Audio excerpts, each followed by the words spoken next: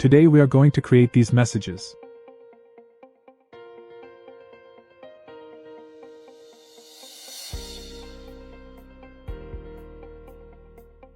Create some message templates, and name it as you like. Here I will name the templates as first warn, second warn, third warn and ban.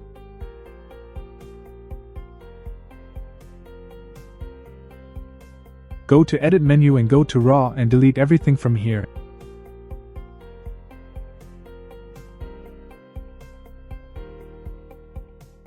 Copy these codes from and paste it here.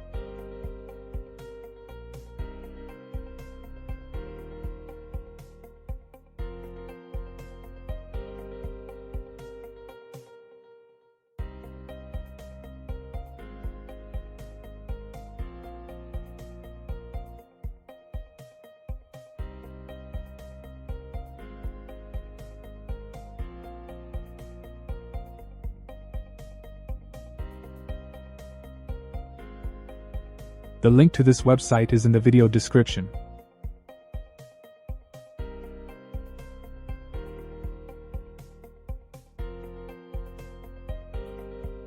Once you are done, don't forget to replace this appeal form with your form link. Join my Discord server if you need any help.